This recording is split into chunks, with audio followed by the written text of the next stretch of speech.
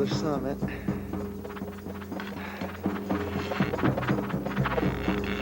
Having a hard time holding it steady.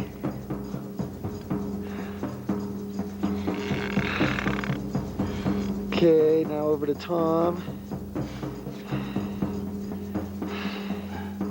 Where are you, Thom? I'm right here. Look up at me. What do you think of this stuff? Gonna make it?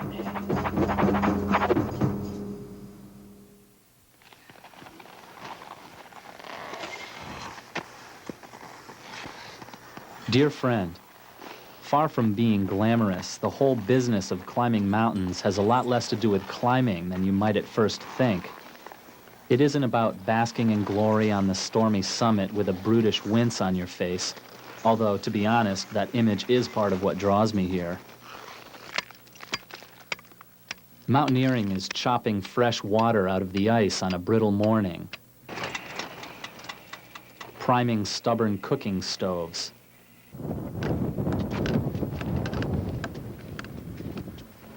feeding a weary crew in stormy weather and being cold and tired. Mountain climbing is also about confronting fears, battling self-doubt, enduring recurring fantasies of turning back, and it's about patience, perseverance, and willpower. So much for glory, this is the reality of mountaineering.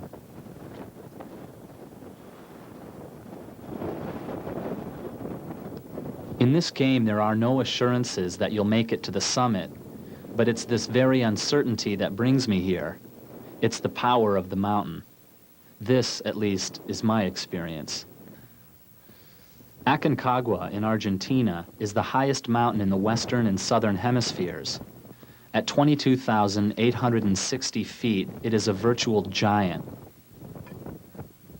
I've come here as a guide with International Mountain Climbing School in North Conway, New Hampshire. If you really get down low, you can put your head on it. So what are we cooking tonight? Well, tonight we're gonna have rice, thoughtfully prepared by our friend Dan at home. And this is gonna be like a little Chinese chicken dinner. We have chunked turkey cans, 4 of these. I don't know if it's gonna be enough, but it should suffice since you've already eaten something. Keeping clean, Marc? Head guide Marc Chauvin is as experienced as any guide in the world. The 6 that have paid for the pleasure of our guidance and cooking are truly in good hands. So this weather, you said that this weather is like typical for trekking camp too? For my luck. How many times have you been here? 4. And how many times has it rained here? 3. At least. How am I doing? Can I look in the lens and see if I'm like catching it all? Looks great.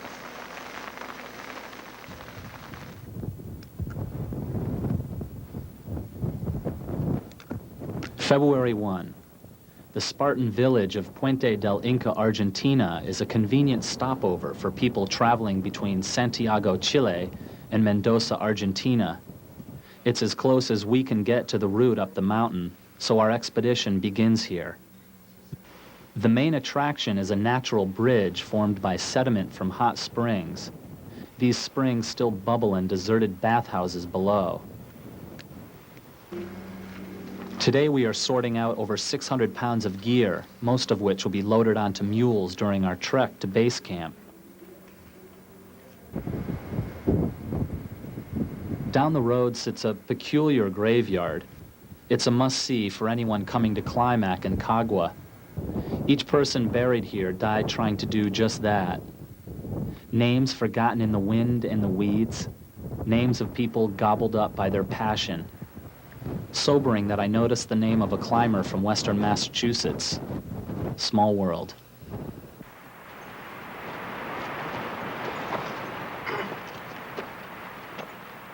February 2. Like Indian scouts embarking on our vision quest into manhood, we are alone now with only our fears and the constant drone of the river. To reach base camp, we must trek 40 miles up the Vacas and Relenchos valleys over the course of 3 dusty days.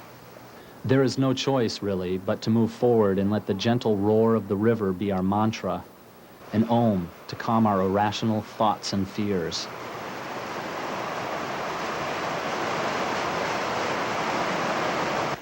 As a friend of mine said before I left, this is a time to trust the universe, an opportunity to find meaning in our own experiences, good or bad, in ways that parallel my life on a grander scale. Buenos dias.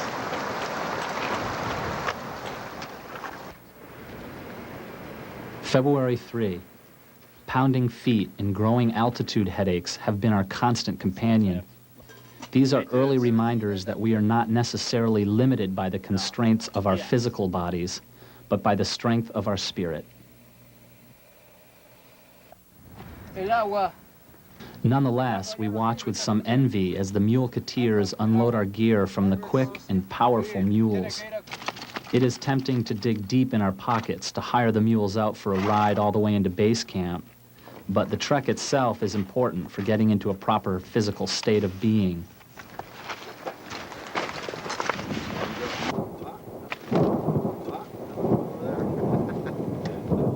The rain gently chimes in with the hush of the stoves, leaving us alone now to thoughts and possibilities. There's one less thing to worry about. Intermittent light and rain paints pictures upon Aconcagua, as well as upon the blank canvases that we have yet to paint on in the days to come. Tomorrow, however, we step into the picture itself, toward this giant that has gathered us here so far from home.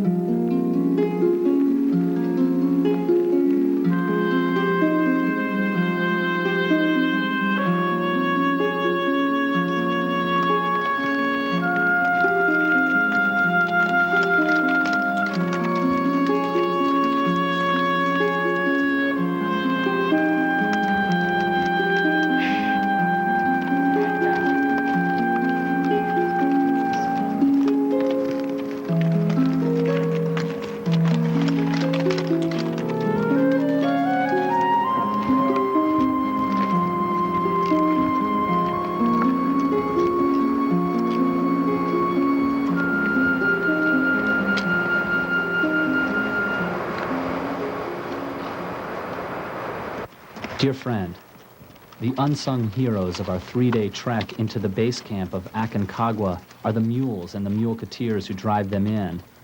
Without them, we'd have to double our loads in weight and make 2 trips into base camp. That would be 9 days of work, enough to waste our strength for when we'd need it high on the mountain. We are more thankful for the mules after considering the power of the Vacas River. There are no bridges along our trail, so we rely on their strength to carry us across. Without the mules, this would surely be the most dangerous aspect of the expedition. With them, however, it's one of the more enjoyable ones.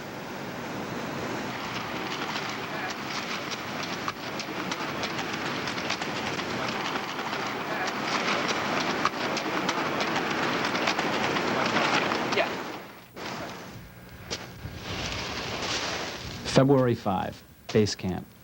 The first news we hear upon arriving is that rescuers will be carrying a body down the mountain. The news certainly adds to the subtle emotional flatness of this rather desolate landscape. We're at about 14,000 feet. This is our rest day. And this is about as cloudy as it's gotten in the morning, which means nothing. Everybody's feeling good. Marc is getting better. And people are enjoying the plush greenery of our surroundings. The mountain, however, reveals beauty beyond words. And despite any hardships we've been experiencing, I'm aware that being here makes being there in the real world that more significant. At 14,000 feet, base camp is our launching pad for moving up the mountain. One small step toward the summit of the largest mountain outside the Himalayas of Asia at 22,860 feet. February 6. Today we moved to Camp 1 at 16,000 feet. Little did I know that this was to be my true fraternal initiation to Club Aconcagua. We left base camp at about 14,000 feet this morning, and somehow intuitively I kept postponing it and leaving later than just about everybody, and kind of was burping all day, couldn't eat any food, couldn't even drink water, and literally about 2 steps away from having my head be within view of Camp 1, which is about 16,000 feet, I absolutely blew chow. It was like unbelievable. But as you look out, we have some real weather here. I feel better, by the way. I wouldn't be getting up and doing this if I didn't. But that's what it looks like out Camp 1. It's kind of snowing, as you can see. Or can you see? I don't know. The viewfinder's all fogged up. The viewfinder has never been cleaned before. And Marc is holding the group together here a little bit, doing his share and then some. Close the door, for Christ's sake. And With the foul weather in, Marc and I are delivering the meals to the 6 others. My sickness seems to have gone for now, and my greatest enemy seems to be the lingering fear about what the altitude will do to me at 20,000 feet, 21,000 feet, 22,000 feet. Camp 2, only a few hours above us, will bring us into an atmosphere that contains only half the oxygen than at sea level. At 18,000 feet, each step is painful, our heads are dizzy, and most certainly, as we move along at our own pace, there are subtle fears dancing tiny figurines in each of our exhausted brains. Tiny figurines with the stopping power of a Mack truck. But somehow we keep moving forward despite all the signs that point down. Each step is a small victory, and our success seems less and less tied to actually reaching the summit. How many fears have we already overcome? How many tiny defeats have we averted because of nothing more than our own spirit and determination? Before Carl Jung died, he explained to someone that his idea of God was basically any event, any person, or anything that shook him up, disturbed him, or tested him to new levels of awareness. With that in mind, this mountain seems a fitting metaphor for life itself, and the difficulties we encounter are a metaphor for God.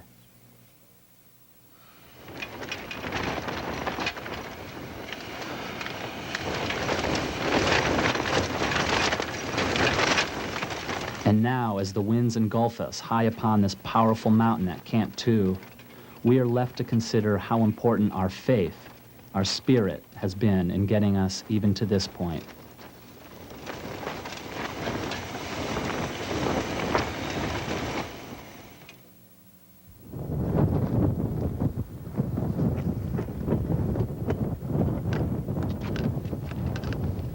Dear friend, life slows to a halt in Camp 2 at 18,000 feet.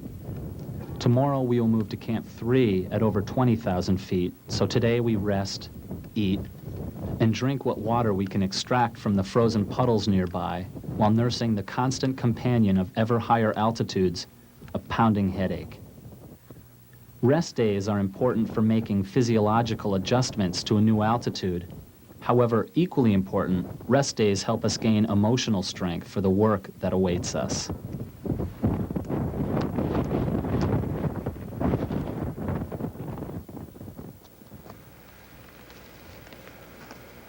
Given the choice, most of us opt to wait the day out in the warmth of the tents. okay, there you can see Camp 2 on the bottom right corner. It's a rest day. It's about noon right now, and you can see how the activity just flourishes around rush hour for lunch. Everybody's in their tents reading, nursing some altitude headaches. This is what lunchtime activity is like in, well, what's this, tent number 3? Bill, reading. There. And yes, there is life in the next sleeping bag over. Hi, Al. Hey, Tom. How you guys feel? Feeling better right now. Are you psyched to go to the summit? Oh, definitely. There's Bruce and Dwight. And there's somebody else. There he is. My beauty sleep. There's Marc exercising his right to relax on a day off. How you feeling? Good.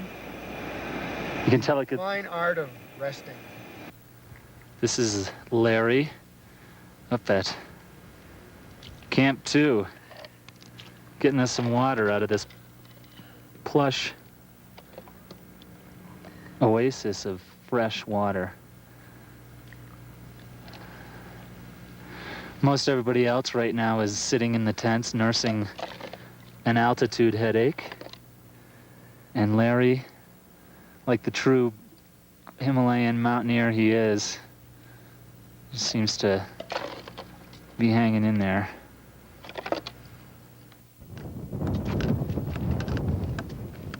We are happy that today was nice out, as the weather has taken a turn for the worse. The crew is well fed, and now we await the true test of our abilities.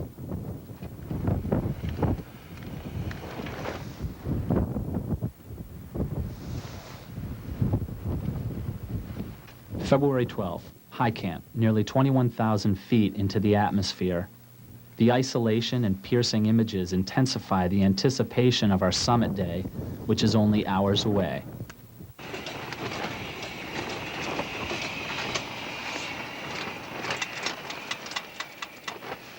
Marc and I, still melting snow at 9 o'clock, have high hopes that our full team of 8 will make it to the summit. And as you can see, the weather is nice and calm outside. Oh, let's take a look.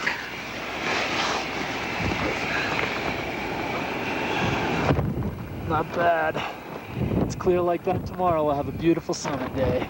And we hope so. Because this is hard work, right, Marc? If I could talk, I would. Marc, this ought to be good for a couple cafe con leches down in Puente del Inca, just for the effort. Good night. All right. Bottles. Yeah, we got a red bottle.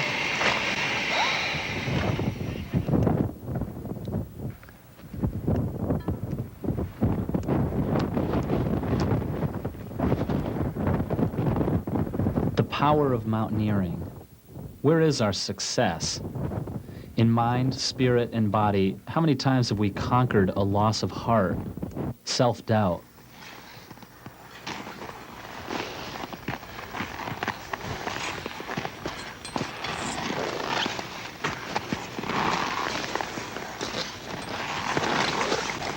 Our success is pushing through the thousands of steps that seem like they would be our last. Knowing this, the taste of the summit is sweet.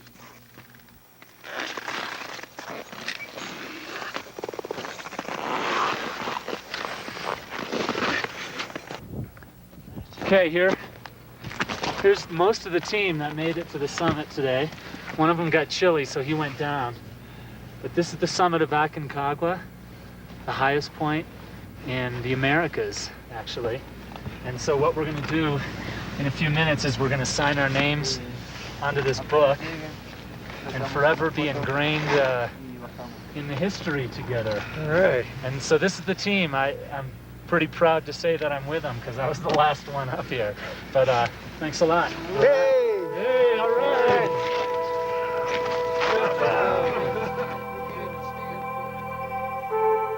I am not here for the summit, but for the struggle.